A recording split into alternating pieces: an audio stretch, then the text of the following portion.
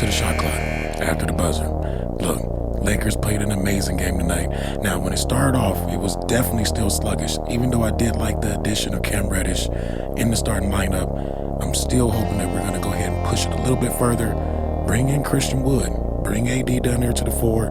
Let's see what all that stuff looks like. I know we still have Van Doak getting ready to come back, but there's a lot that we can do with all of our different lineups. Now you guys are starting to get a chance to see a little bit all the different things that the Lakers can do with these players that they picked up. Hold on real quick.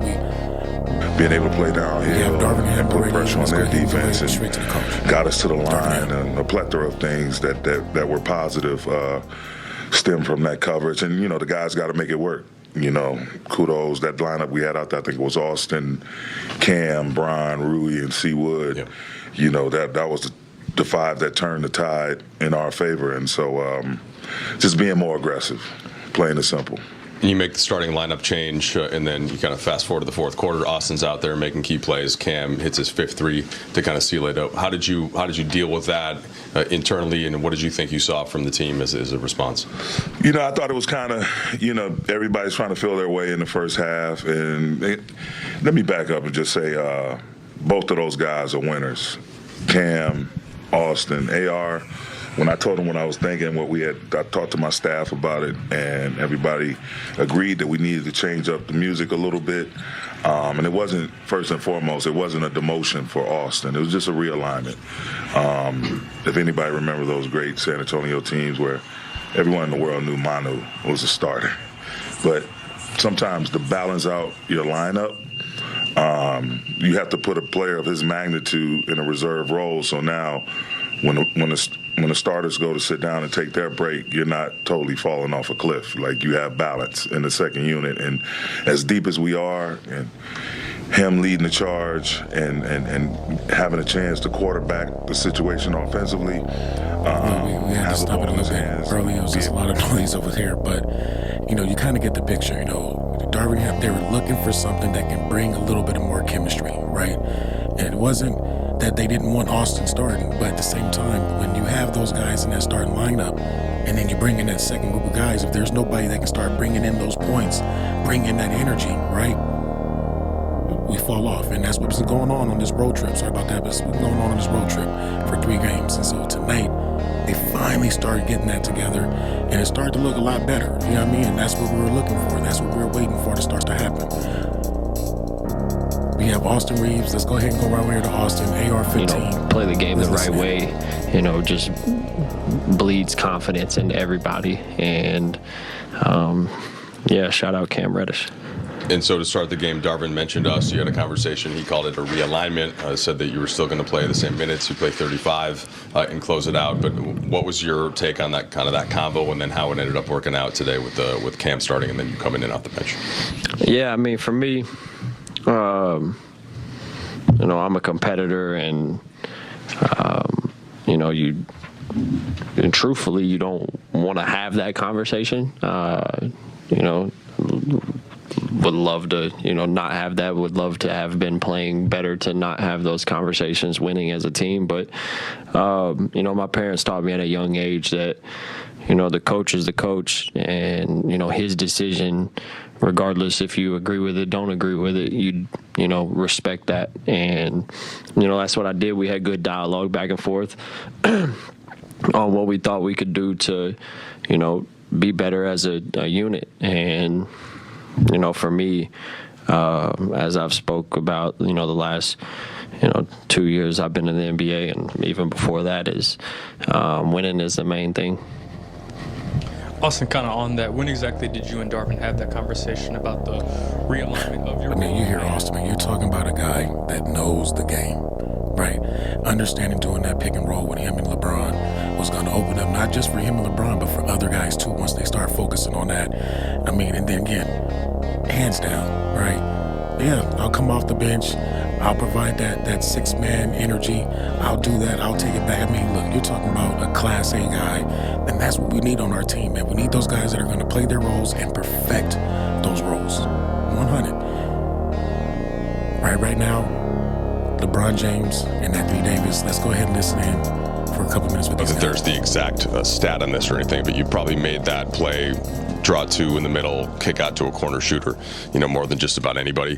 What was the just level of satisfaction at having it go down tonight? In this case, Cam Reddish a few different times, but especially with 1:10 left when it put you guys up 5. I just play the game the right way. It doesn't matter if it goes in or not. If it's 2 guys on you, there's a numbers game. I mean, there's a 4-3 advantage to our point. So I trust my teammates, and they came through tonight, and it was big time. Cam was big time tonight from the start to the finish. And AD looked like you got going a little bit more in the second half. How did you feel physically, and how did you grow into the game as things got down the stretch? Took some time to kind of get into the game, just with the shots and stuff, kind of just like trying not to aggravate it. But as the game kind of got going, just stopped thinking about it, just started playing. So felt it a couple times throughout the course of the game, but for the most part, it's so good. LeBron, what happened on the drive with? I think you got hit in the shin or something, and how were you able to kind of loosen that up and get back up? No, it never loosened up. But I was driving, and awkwardly, KD's knee at the force that I was going went right into my shin. Which pretty much had locked up right then and there, shot down to my foot. So I just tried to, obviously keep my composure, make sure I was okay, and try to keep it stretched out as much as possible, try to keep it as loose as possible so I could. You're looking at 2 guys that are definitely tired from the road trip, ready to get back home. But let's just key on a couple of things right there. AD understood, like, hey, maybe I was, thinking about the injury a little bit too much to start the game off.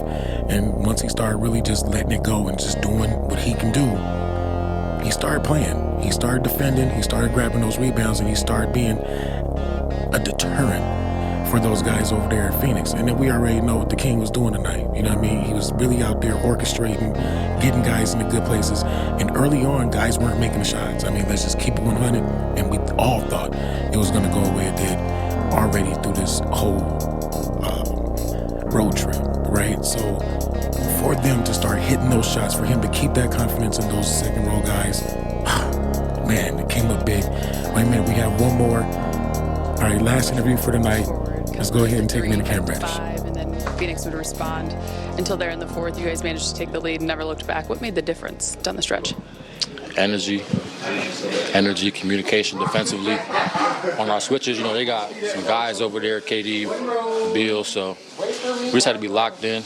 And First and foremost, from that standpoint defensively, how challenging is a guy like Kevin Durant, especially when his shot going early, and just trying to limit him down the stretch? Yeah, it's tough. I mean, it's tough for everybody in the league. Obviously, he's one of the greats, man, so we try to make it tough on him.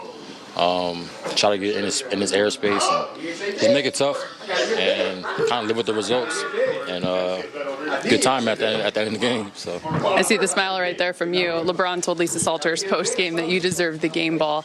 He told you the other night that he was going to continue to find you. What were you seeing, obviously, and as you continue to hit one after the other, how much did that just continue to build your confidence? It felt great, man. I've been struggling to make shots all season. Just trying to find that rhythm.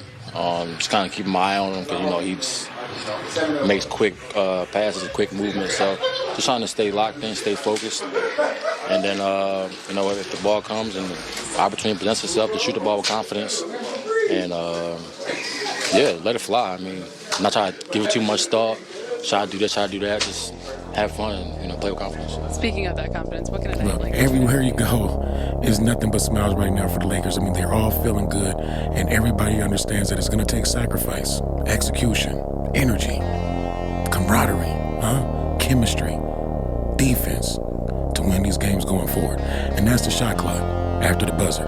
Thank you for tuning in, and we'll see you on the next one.